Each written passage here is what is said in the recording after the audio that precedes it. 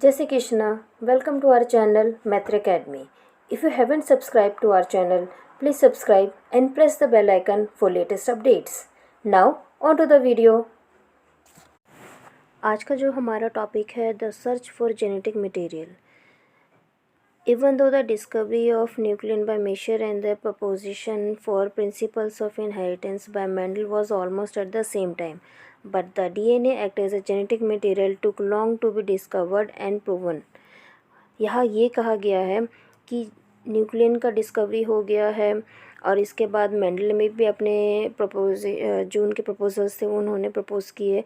इसके बावजूद डीएनए को as a genetic material consider करने में काफ़ी ज़्यादा टाइम लग गया है. उसको डिस्कवर करने में से प्रूफ करने में काफ़ी ज़्यादा टाइम लग गया है. काफ़ी सारे साइंटिस्ट यहाँ पर उन्होंने डिस्कवरीज करी. मेंडल ने, सूटोन ने, मॉर्गन ने और काफ़ी सारे साइंटिस्ट ने अपने अपने प्रपोजिशंस, अपने अपने थीसिस दिए, अपने उन्होंने प्रपोज किया. और फाइनली यहाँ पर काफ़ी देर के बाद डीएनए को उन्होंने फाइनली डिस्कवर कर लिया कि वो as a genetic material work करता है. इसके बाद जो हमारा नेक्स्ट टॉपिक रहेगा वो रहेगा ट्रांसफॉर्मिंग प्रिंसिपल. अब धीरे धीरे स्टेप बाय स्टेप हम डीएनए या फिर कह लो, अभी डीएनए कहना सही नहीं क्योंकि अभी तक हमें ये नहीं कंफर्म है कि डीएनए जेनेटिक मटेरियल है या नहीं. हालांकि अभी हमें पता है, बट बुक में जो जिस सिस्टम से हम चलेंगे उसके बारे में कह रही हूँ मैं. यहाँ पर ट्रांसफॉर्मिंग प्रिंसिपल के बारे में बताया गया है. इसका मतलब यह इस पैराग्राफ में ये ब्रीफ किया गया है कि जेनेटिक मटेरियल का एक ट्रांसफॉर्मिंग क्राइटेरिया होता है, वो ट्रांसफॉर्मेशन करता है. उसी के कंटेक्स्ट में यह पैराग्राफ में इसका हेडिंग ट्रांसफॉर्मिंग प्रिंसिपल दिया है. 1928 में एक साइंटिस्ट थे गिफिट ने काफ़ी सारे एक्सपेरिमेंट्स किए ऑर्गेनिज़म में. कौन सा ऑर्गेनिज़म उन्होंने लिया? उन्होंने बैक्टीरिया लिया. और बैक्टीरिया में उन्होंने स्पेशली स्ट्रेप्टोकोकस निमोनी को टारगेट किया. उन्होंने वहाँ पर इस बैक्टीरिया को लिया. और ये स्ट्रेप्टोकोकस निमोनी क्या कॉज करता है? वो निमोनिया कॉज करता है. उन्होंने इस बैक्टीरिया को लिया और इस बैक्टीरिया के साथ उन्होंने कुछ एक्सपेरिमेंट्स किए. मैं आपको इसका जिस्ट बता देती हूँ कि बेसिकली उन्होंने किया क्या था. उन्होंने दो टाइप की स्ट्रेन ली. एक ली एस स्ट्रेन और एक टाइप की स्ट्रेन ली उन्होंने आर स्ट्रेन. एस स्ट्रेन जो था वो वायरुलेंट था और आर स्ट्रेन जो था वो वायरुलेंट नहीं था. एस स्ट्रेन वायरुलेंट का मतलब है कि ये निमोनिया कॉज करता था और जो आर स्ट्रेन है वो निमोनिया कॉज नहीं करता था. तो इसका सीधा सिंपल बात यह है कि अगर मैं एस स्ट्रेन के बैक्टीरिया को माइस के अंदर इंजेक्ट करूँगी तो वो डाई हो जाएगा, उसकी डेथ हो जाएगी क्योंकि उसको निमोनिया हो जाएगा. अगर मैं आर स्ट्रेन को यूज़ करूँ, उसको इंजेक्ट करूँ, तो माइस को कोई प्रॉब्लम नहीं होने वाली है, वो नहीं मरेंगे क्योंकि आर जो है वो एस के कंपैरेटिवली लेस या कह लो कि वायरल नहीं है और वो निमोनिया कॉज नहीं करेगा, वो डिजीज़ कॉज नहीं करेगा. एस स्ट्रेन है वो डिजीज़ कॉज करेगा जिसकी वजह से यहाँ पर माइस की डेथ हो जाएगी. तो इन्होंने क्या किया साइंटिस्ट ने? इन्होंने जितने भी बैक्टीरिया थे उन बैक्टीरिया को हीट कर दिया. हीटिंग का पर्पस क्या होता है? हीटिंग का पर्पस होता है कि हम बैक्टीरिया को किल कर रहे हैं, तो इन्होंने उसको हीट किया. अब कायदे से क्या होना है? इनके हिसाब से मैंने स्ट्रेन को हीट कर दिया. ग्रिफिथ ने सोचा कि उन्होंने स्ट्रेन को हीट कर दिया तो इसका सीधा इम्पैक्ट ये है कि ये स्ट्रेन अब डेथ कॉज नहीं करेगा क्योंकि इस बैक्टीरिया को ख़त्म कर दिया गया. तो ऐसा इन्होंने किया. अब जो एस स्ट्रेन लिया वो हीट किल्ड था. इसका मतलब है कि इस स्ट्रेन को इन्होंने हीटिंग किया है. तो अब उन्होंने माइस के अंदर इंजेक्ट किया तो ऑब्वियसली माइस लाइफ कर गए क्योंकि अब एस स्ट्रेन उतना वायरुलेंट नहीं रहा क्योंकि हीटिंग की वजह से बैक्टीरिया ख़त्म हो चुके हैं. तो अब माइस के अंदर इंजेक्ट करने के बाद वो माइस की डेथ नहीं हुई है. अब क्या हुआ? अब ये तो बात क्लियर हो गई है कि पहले एस स्ट्रेन था, इंजेक्ट किया, डेथ हुई. मैंने एस स्ट्रेन को हीट किया, हीट किल्ड स्ट्रेन लिया, इंजेक्ट किया तो माइस की डेथ नहीं हुई. अब इन्होंने कहा कि क्यों ना वो एस स्ट्रेन जो हीट किल्ड है वो और ये आर स्ट्रेन जो कि वायरुलेंट नहीं था, जो निमोनिया कॉज नहीं कर रहा था माइस के अंदर इंजेक्ट करने के बाद, इसलिए तो वो जिंदे थे माइस. तो इन्होंने ऐसा किया कि क्यों ना हम दोनों को मिक्स कर लें। और इन्होंने फिर क्या किया, एस्ट्रेन हीट वाला वो लिया, और इसके बाद इन्होंने एस्ट्रेन हील किल आर स्ट्रेन, जिसकी वजह से माइस की डेथ नहीं हुई, उन दोनों का कॉम्बो कर लिया। कॉम्बो करने के बाद उन्होंने इंजेक्ट किया माइस के अंदर, और ये देखते हैं कि अब माइस की डेथ हो गई है, जो कि इनिशियली नहीं हो रही थी। आर स्ट्रेन जो था वो तो माइस को डेथ कॉज नहीं कर रहा था, बट अब क्योंकि एस स्ट्रेन आ चुका है आर स्ट्रेन के साथ, ये दोनों मिलकर माइस की डेथ कॉज कर रहे हैं। तो यहाँ से इन्होंने ये बात कंक्लूड करी है कि यहाँ कुछ तो एस स्ट्रेन ने यहाँ आर स्ट्रेन को किया है, कुछ ना कुछ यहाँ पर हुआ है, जिस वजह से जो इनिशियली आर स्ट्रेन वायरुलेट नहीं था, डिजीज़ कॉज नहीं कर रहा था, अब वो डिजीज़ कॉज कर रहा है और माइस की डेथ हो रही है।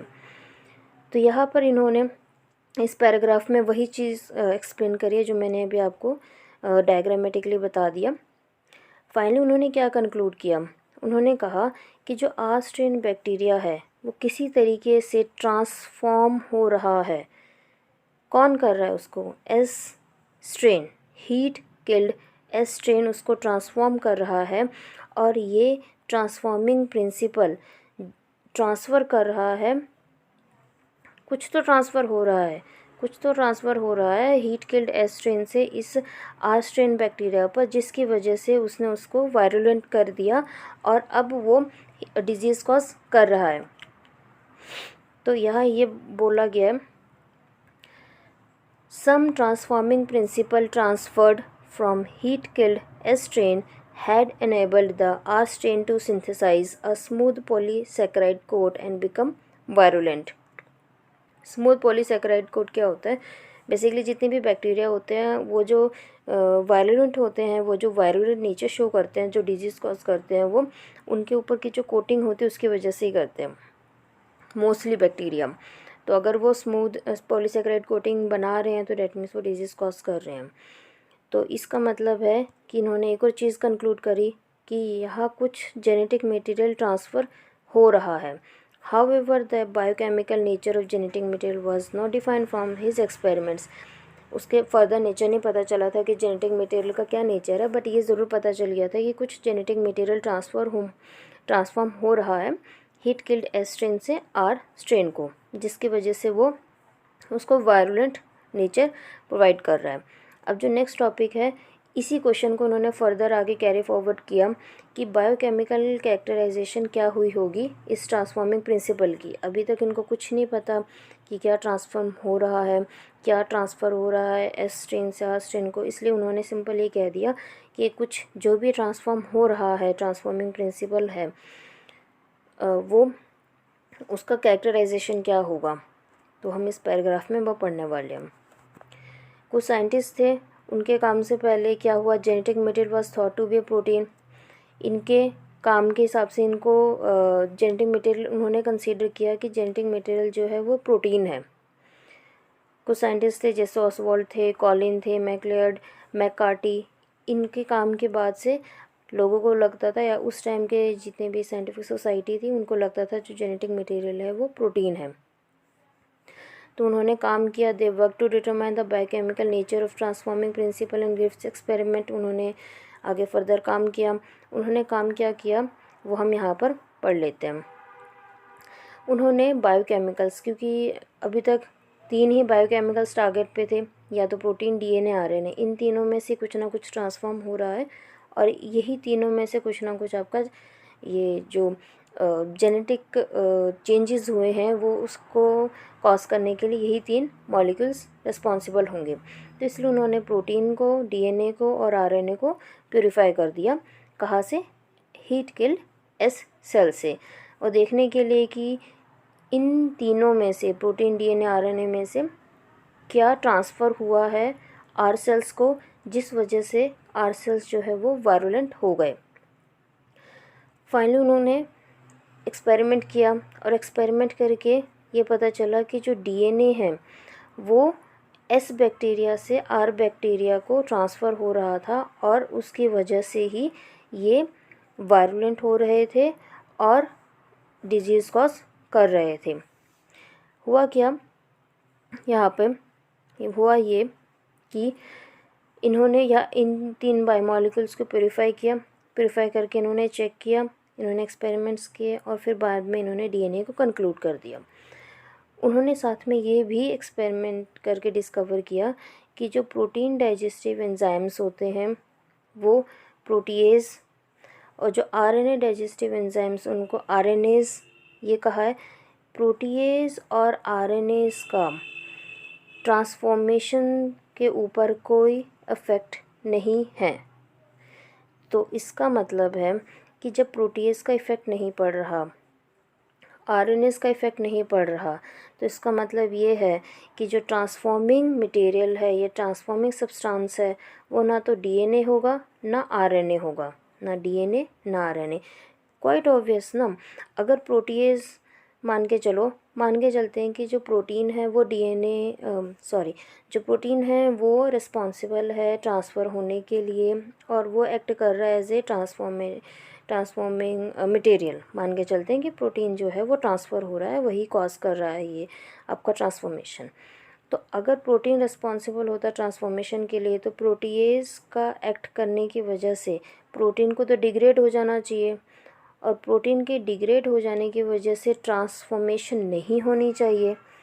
बट ऐसा तो कुछ हुआ नहीं, प्रोटीएज की वजह से ट्रांसफॉर्मेशन पे कोई इफ़ेक्ट नहीं हुआ। लाइकवाइज अगर हम मान लेते कि आरएन रिस्पॉन्सिबल है ट्रांसफ़र करने के लिए, आरएनए जेनेटिक मटेरियल है, तो उस हिसाब से अगर हम आरएनए पुट करते तो आरएनए यहाँ पर आपका डाइजेस्ट हो जाता, आरएनए को डाइजेस्ट कर देता, तो फिर ट्रांसफॉर्मेशन अगेन ना होती। पर ऐसा अगेन नहीं हुआ, इसलिए कहा गया कि ना प्रोटीएज ने इफ़ेक्ट किया ना आरएनएज ने इफ़ेक्ट किया। तो इसका मतलब बचा क्या, डीएनए। तो इन्होंने क्या किया, digestion with DNAs did inhibit transformation. जो तीसरी चीज़ थी, उन्होंने कहा कि डीएनएज की हेल्प से जब हमने इस सेटअप को चेक किया तब ट्रांसफॉर्मेशन को इनहिबिशन हुई। मतलब ये कि डीएनएज ने ट्रांसफॉर्मेशन को इनहिबिट किया। तो इसका मतलब है कि डीएनए जो है वो आपका ट्रांसफॉर्मेशन कॉज कर रहा है। तो इसलिए उन्होंने कंक्लूड किया कि जो डीएनए है वो हेरिडिटरी मटेरियल है, बट अभी तक सारे बायोलॉजिस्ट कन्विंस नहीं हुए थे कि डीएनए ही जेनेटिक मटेरियल है। तो इसलिए एक और एक्सपेरिमेंट यहाँ सेट किया गया। उससे पहले यहाँ पे लिखा गया, can you think of any difference between DNAs and DNAs. Sound same कर रहे हैं बट दोनों में बहुत फ़र्क है। डीएनएज आपका जेनेटिक मटेरियल है और डीएनएज एंजाइम है, जिस नाम के पीछे एज लग जाता है ASE, तो वो एंजाइम को रिप्रेजेंट करता है। तो डीएनएज जो है वो एंजाइम है जो डीएनए को डाइजेस्ट करते हैं। चलो अभी हम बेसिक टॉपिक पे चलते हैं जो यहाँ पे मेंशन किया गया। नेक्स्ट टॉपिक जो है वो है जेनेटिक मटेरियल इज़ डीएनए। अब कुछ साइंटिस्ट ने कहा कि नहीं, जेनेटिक मटेरियल नहीं है डीएनए, तो उनके लिए यहाँ पे सेटअप किया गया, एक्सपेरिमेंट किया गया। जो एक्सपेरिमेंट किया था हर्शी और चेज़ ने, और बहुत फेमस एक्सपेरिमेंट है। 1952 में हर्शी एंड चेज़ ने एक्सपेरिमेंट किया और उन्होंने कुछ ऑर्गेनिज़म्स के ऊपर काम किया जिसे उन्होंने कहा बैक्टीरियाफाज। अब ये बैक्टीरियाफाज क्या होते हैं, कुछ ऐसे बैक्टीरिया होते हैं जो कि इन्फेक्टेड होते हैं बाय द वायरस। तो जो वायरस बैक्टीरिया को इन्फेक्ट करे उनको हम बैक्टीरियाफाज बोलते हैं। Bacteriophage attaches to bacteria and its genetic material is then enters into the bacterial cell। होता क्या है, ये आपका बैक्टीरियाफाज है। तो इसका जो जेनेटिक मटेरियल होता है जब भी किसी सेल के ऊपर अटैक करता है, अगर यहाँ पर सेल है और ये बैक्टीरियाफाज ने इस बैक्टीरियल सेल को टारगेट किया, तो ये अपना डीएनए मटेरियल ये अपना जेनेटिक मटेरियल जो है इसको ट्रांसफॉर्म कर देगा। मैं यहाँ पे डिफरेंट कलर से बनाने की कोशिश करती हूँ डायग्राम। ये फाज है ऐसा, और ये फाज का डीएनए है, और ये हमारा सेल है। तो क्या होगा कि इन्फेक्शन करने के बाद जो फाज है वो अपना जेनेटिक मटेरियल इस बैक्टीरिया सेल को ट्रांसमिट कर देगा और फर्दर यहाँ पर इसकी डेवलपमेंट होगी और सेल लाइसिस होगी, फर्दर और ज़्यादा फाज जो है वो मल्टीप्लाई होंगे। तो इसकी फर्दर काफ़ी स्टेजेस होती हैं, हम इतना डेप्थ नहीं जाते, हम बस इस बैक्टीरिया फाज के बारे में इतना ही हमारे लिए सफिशिएंट होगा जानना कि ये बैक्टीरिया को अटैच करके अपना जेनेटिक मटेरियल उसके अंदर ट्रांसफ़र कर देता है। The bacterial cell treats the viral genetic material अपनी तरह। हाँ, वायरल, अब यहाँ पर जो बैक्टीरियल सेल है, मैंने अभी जैसे आपको आपको ब्रीफ किया कि जो बैक्टीरियल सेल है और ये जो फाज अपना डीएनए, अपना जेनेटिक मटेरियल ट्रांसफ़र करता है। मैं बार बार यहाँ पे डीएनए बोल रही हूँ, हालांकि मुझे यहाँ पे डीएनए अभी नहीं डिस्क्लोज़ करना चाहिए, जेनेटिक मटेरियल हम यहाँ पे बोलेंगे। जैसे फाज जो है अपना जेनेटिक मटेरियल बैक्टीरियल सेल को ट्रांसफ़र करता है, तो बैक्टीरियल सेल जो है उस वायरल जेनेटिक मटेरियल को अपना खुद का जेनेटिक मटेरियल समझता है और फिर फर्दर उसको अपने जेनेटिक मटेरियल की तरह उसको फर्दर उसका और ज़्यादा मैन्युफैक्चरिंग करता है और ज़्यादा से ज़्यादा वायरस पार्टिकल्स उससे बनने लगते हैं। तो मेन अगर मैं यहाँ पर कंक्लूड करूँ तो हम यहाँ पर डायग्राम से समझते हैं तो आपको ज़्यादा अच्छे से समझ में आएगा। ये जो डायग्राम आपको यहाँ पे शो कर रखा है, ये फाज का ही है, ये फाज है, ये भी फाज है। दोनों में डिफरेंस क्या है? दोनों में डिफरेंस ये है कि इस फाज में जो हमने यूज़ करना है उसमें हमने S35 radio active molecule use करना है और यहाँ पर जो हम फाज यूज करने वाले हैं उसको हमने ट्रीट करना है 32P के साथ। अब यहाँ पर ये दो चीज़ें क्या है मैं उसको बता देती हूँ। जो आपका यहाँ पर S35 यूज़ किया हुआ है रेडियो एक्टिव मटेरियल, इस रेडियो एक्टिव मटेरियल का क्या होता है, ये ना प्रोटीन को टारगेट करता है। S35 जो है ये हेल्प करेगा प्रोटीन को लेबल करने के लिए। रेडियो एक्टिव है तो क्योंकि यह रेडियो एक्टिव सब्सटेंस हम यूज़ कर रहे हैं तो ये प्रोटीन को रेडियो एक्टिविटी देगा और उसको वो लेबल करेगा। यह जो हम यूज़ कर रहे हैं, यह हम यूज़ कर रहे हैं 32P, मतलब ये कि हम यहाँ पर फॉस्फोरस यूज़ कर रहे हैं जो कि 32 रेडियो एक्टिव है। आइसोटोप के बारे में तो आपका नॉलेज होगा ही, इसलिए मैं वहाँ पे इतना ज़्यादा नहीं जा रही हूँ। S35 जो है वो आइसोटोप है, P32 है वो भी आइसोटोप है और हम इसलिए उसको as a radioactive use कर रहे हैं। और जो फॉस्फोरस होता है वो आपका डीएनए में लेबलिंग के लिए यूज़ होगा, जो सल्फ़र होगा वो आपका प्रोटीन की लेबलिंग के लिए यूज़ करेंगे हम। तो यहाँ पर हमारे पास दो टाइप के फाज होंगे, एक में आपका प्रोटीन लेबल्ड है, एक में आपका डीएनए लेबल्ड है। अब लेबल हम क्यों कर रहे हैं? ताकि हम इसको फर्दर देख सकें कि यहाँ जो ओवरऑल ट्रांसफ़र होगा, क्योंकि फाज का काम तो ये है वो बैक्टीरिया को टारगेट करेगा और अपना मटेरियल ट्रांसफ़र करेगा।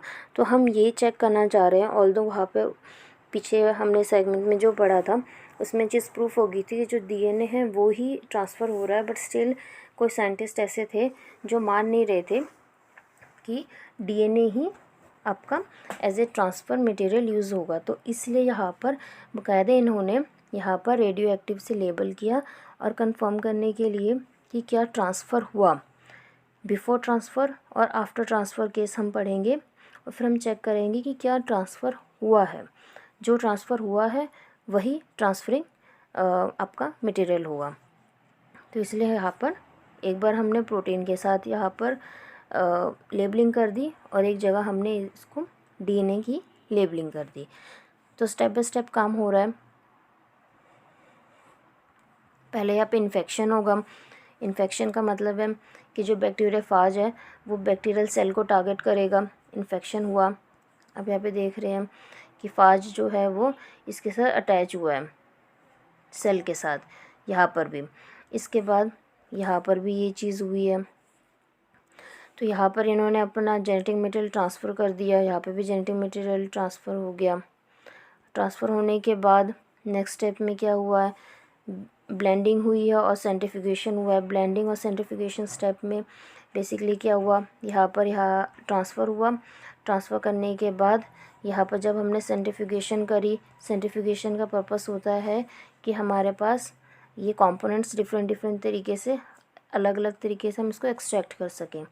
तो सेंट्रीफ्यूगेशन हुई, एक में हम देख रहे हैं ये हमारे पास जो सेल्स हैं, क्योंकि हमने यहाँ पे क्या किया, यहाँ पे फाज ने इसको इन्फेक्ट किया, हमने 1-2 जनरेशन उसको कंटिन्यू करने दिया, क्योंकि अब ये जो फाज ने अपना डीएनए बैक्टीरियल सेल को ट्रांसफ़र किया है, तो बैक्टीरियल सेल ने अपने जीनोम में इन फाज के डीएनए को इनकॉर्पोरेट किया है।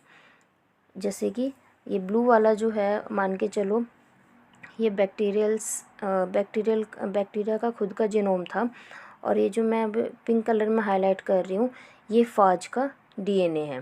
तो अल्टीमेटली अब ये ओवरऑल जो पूरा है, क्योंकि ये इसके अंदर इंजेक्ट हो चुका है, तो ये as a whole single unit काम करेगा, और बैक्टीरिया का पूरा सेटअप, ये कह लो बैक्टीरिया का अपना इंटरनल सिस्टम, इसको खुद का जीनोम मानते हुए, इनफैक्ट ये पिंक वाला पार्ट भी जो कि फाज का था, अपना पार्ट मानते हुए इस पूरे को, इस कंप्लीट जीनोम को खुद का जीनोम समझ के आगे रेप्लिकेट करेगा, फिर आगे इसके ट्रांसलेशन वगैरह होगी, तो पूरा प्रोसेस होगा नॉर्मल, और प्रोटीन वगैरह फॉर्म होंगे और अपने डुप्लीकेट कॉपीज़ बने, जैसे नॉर्मल सेल डिवाइड करता है, तो ये पूरा प्रोसेस होगा।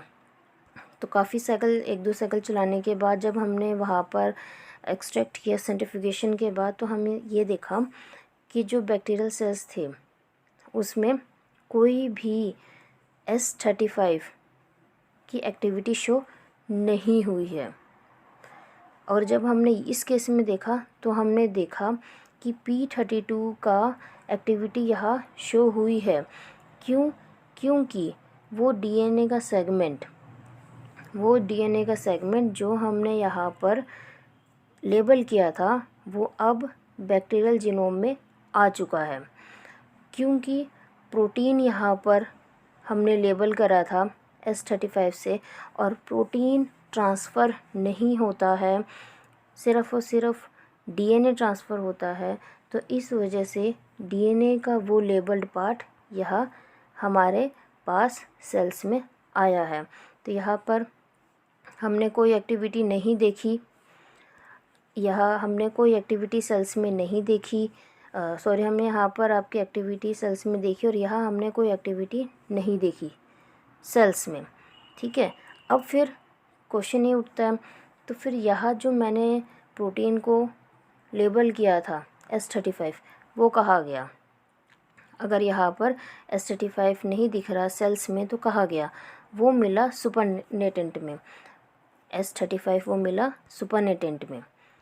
इसका एक और मतलब निकलता है, इसका मतलब एक और ये है कि यह सेल के अंदर S35 नहीं मिला, पर हमें सुपरनेटेंट में मिला, मतलब कि यह इसके कोटिंग पे मिला है, सेल के अंदर नहीं मिला। But on the other hand अगर हम यहाँ देखें तो हमें रेडियो एक्टिविटी सेल्स के अंदर मिली है, कोटिंग पे नहीं मिली है, यह हमें मिली है। तो इसका मतलब ये है कि जो जेनेटिक मटेरियल सेल्स के अंदर हमने देखा है वहाँ पर तो आपकी रेडियो एक्टिविटी है, तो इसका मतलब है कि हाँ, जेनेटिक मटेरियल जो ट्रांसफ़र हुआ है वो डीएनए है, और इस केस में सुपरनेटेंट में हमें S35 मिला है, तो इसका मतलब है कि जो इसकी कोटिंग है उस कोटिंग में प्रोटीन है। तो यहाँ 2 बातें आ गई है कि जेनेटिक मटेरियल डीएनए है, और जो कोटिंग है इसकी वो प्रोटीनेशियस नेचर की है। तो यहाँ पर यही चीज़ क्लियर हुई है कि जो आपका डीएनए है वही जेनेटिक मटेरियल है जो कि पास हुआ है वायरस से बैक्टीरिया को। Bacteria that were infected with viruses had a radioactive protein were not radioactive. This indicates the protein did not enter the bacteria from the virus. Virus से जो मटेरियल गया है वो सिर्फ डीएनए है, प्रोटीन नहीं गया है। प्रोटीन जो है वो वायरस से नहीं आया है, इसलिए जो डीएनए है वही जेनेटिक मटेरियल है जो कि वायरस से बैक्टीरिया को ट्रांसफ़र हुआ है। ये हर्षन चेस के एक्सपेरिमेंट से काफ़ी ज़्यादा क्लियर हो गया। अब यहाँ पे जेनेटिक मटेरियल बार बार हम कह रहे हैं डीएनए की आरएनए, कुछ जो कहते हैं कि कुछ ऑर्गेनिज्म में हम देखते हैं कि डीएनए है, कुछ में हम देखते हैं आरएनए है। तो फिर यहाँ डीएनए आरएनए के बीच में अभी भी डिबेट हुई है। तो वही चीज़ बोला गया है, जो प्रोटीन्स और डीएनए के बीच में जो डिबेट थी वो तो क्लियर हो गई है हर्षे चेज एक्सपेरिमेंट से। बिल्कुल क्लियर है कि प्रोटीन तो फॉर श्योर नहीं है, डीएनए है, but it became an established fact that it is DNA that acts as a genetic material। बस साथ साथ में यहाँ पर एक और डाउट आ गया कि डीएनए कि आरएनए।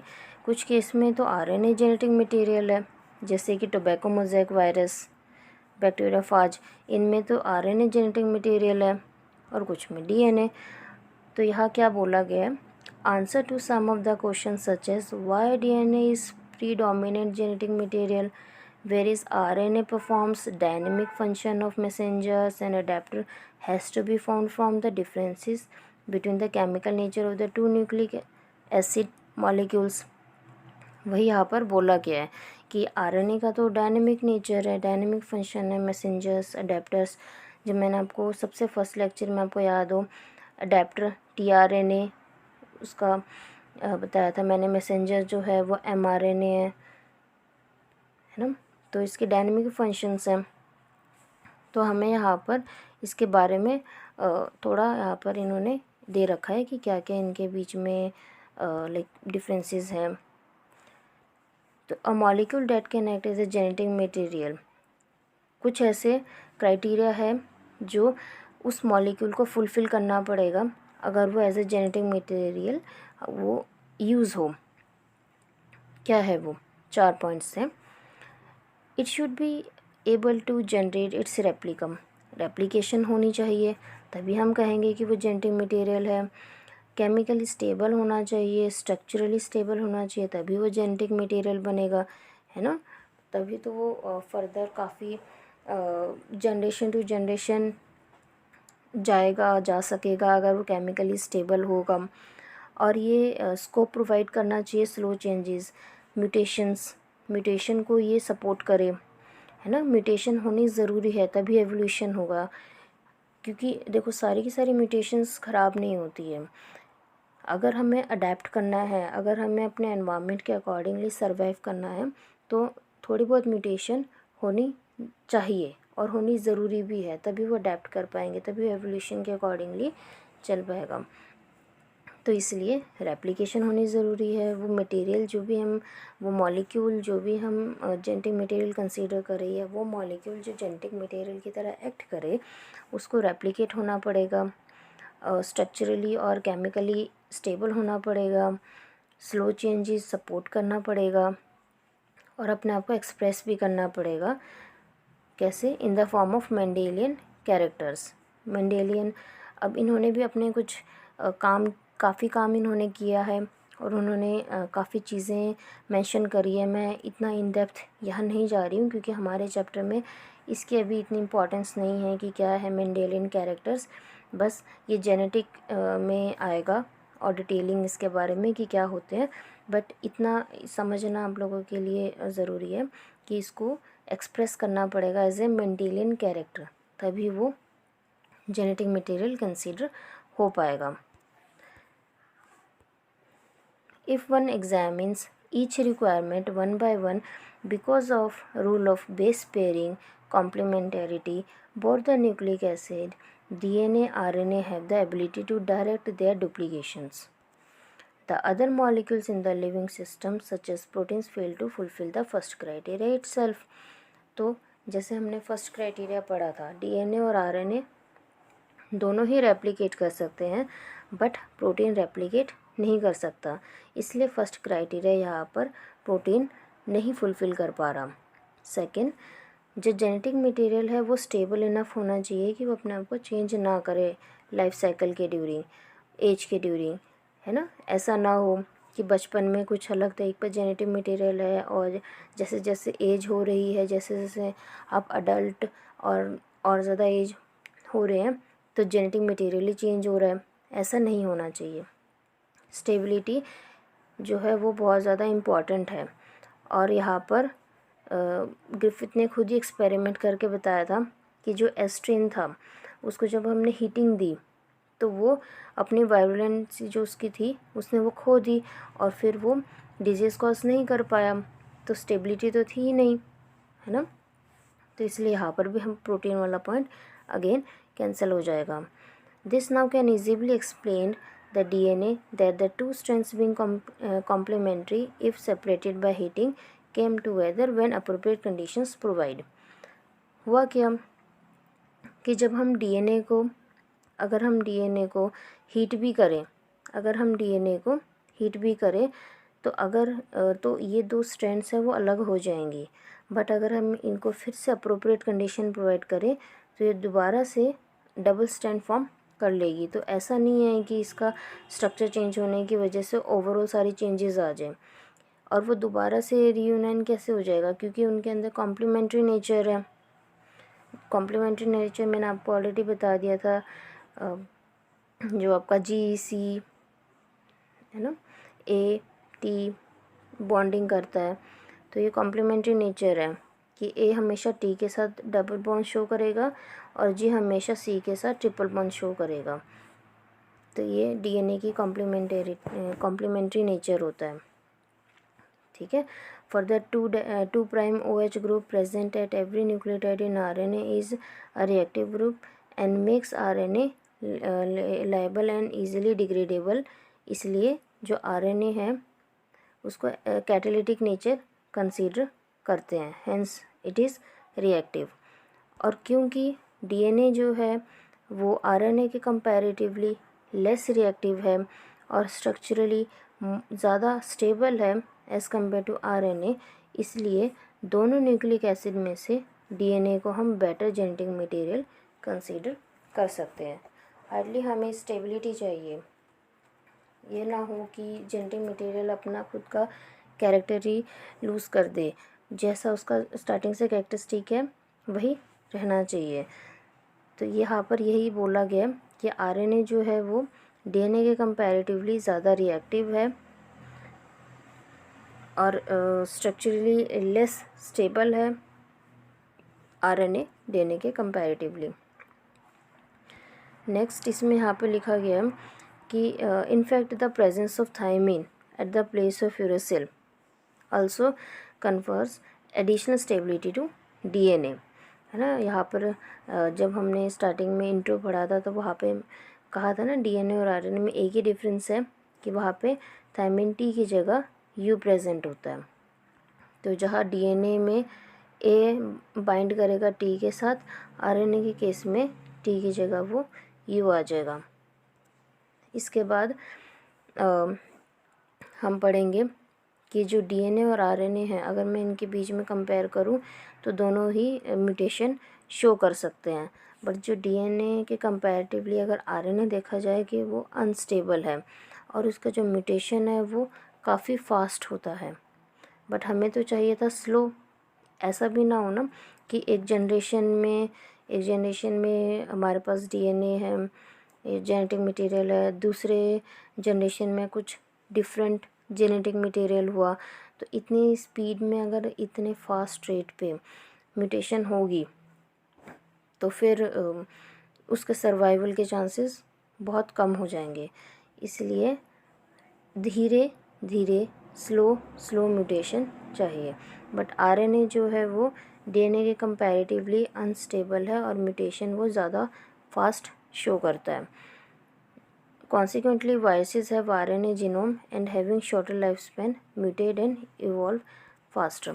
अभी अगर आप पेंडेमिक कोविड-19 के न्यूज़ को फॉलो कर रहे हैं, अगर सुन रहे हैं, पढ़ रहे हैं, तो आप देखेंगे कि बार बार साइंटिस्ट एक बात बोलते हैं कि अब नया स्ट्रेन आया है वायरस का, अब नया स्ट्रेन है, डिफरेंट नेम के साथ स्ट्रेन बोलते हैं। कोविड-19 बहुत फास्ट म्यूटेट कर रहा है, वायरस का डिफरेंट स्ट्रेन आया है, तो वो यही बोला हुआ है कि जो वायरस होते हैं उनका जो आरएनए जीनोम होता है वो, क्योंकि उनके पास RNA as a genetic material होता है, तो वो बहुत ज़्यादा जल्दी फास्ट रेट पे म्यूटेट करता है और वो म्यूटेशन शो करता है और वो बहुत फास्ट इवॉल्व होता है। इसलिए उसके ऊपर वैक्सीन्स भी इतना काम नहीं करती, क्योंकि वो उसका जेनेटिक मटेरियल स्टेबल ही नहीं है, वो बहुत जल्दी फास्ट रेट पे इवॉल्व करता है। RNA can directly code for synthesis of proteins, hence can easily express the characters। अब यहाँ कंपेयर किया है एक्सप्रेशन के ऊपर। जो RNA है वो इजीली और कह सकते हैं डायरेक्टली प्रोटीन सिंथेसिस करता है, बल्कि जो आपका DNA है वो RNA के ऊपर डिपेंड करता है अपने सिंथेसिस के लिए, अपने प्रोटीन सिंथेसिस के लिए। मैंने इससे पहले भी आपको previous I think first lecture में चीज़ बताई थी कि जो DNA होगा वो पहले ट्रांसक्राइब होगा mRNA में, फिर ट्रांसलेशन होगा, फिर उसके जाके प्रोटीन बनते हैं। तो ये RNA के ऊपर डिपेंडेंट हुआ प्रोटीन सिंथेसिस के लिए, जबकि RNA वो डायरेक्टली प्रोटीन फॉर्म कर सकता है। तो यहाँ पर the protein synthesising machinery has evolved around RNA।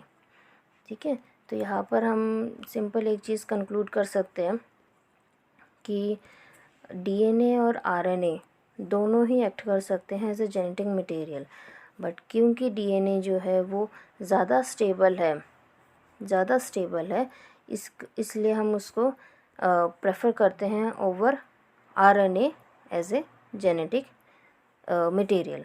और इन्फॉर्मेशन जो है वो ज़्यादा वो स्टेबल होगा DNA अपना ट्रांसमिट करने के लिए, जेनेटिक इंफॉर्मेशन ट्रांसमिट करने के लिए एज़ कम्पेयर टू RNA। तो इसके बाद हमारा जो टॉपिक होगा वो RNA वर्ल्ड होगा और फिर रेप्लिकेशन। तो आज के लिए हम इतना ही रखते हैं और नेक्स्ट लेक्चर में हम इसको कंक्लूड करेंगे, फर्दर पढ़ेंगे RNA वर्ल्ड क्या है और कैसे रेप्लिकेट करता है। आई होप आपको ये लेक्चर पसंद आया होगा और ये समझ में आया होगा क्या जो हमने पढ़ा है। अगर आपको ये लेक्चर अच्छा लगा है तो प्लीज़ आप हमारे चैनल को सब्सक्राइब कर सकते हैं, वीडियो को लाइक कर सकते हैं। कोई सजेशन है, कोई डाउट है तो कमेंट सेक्शन में कमेंट कर सकते हैं। Thank you so much for your time.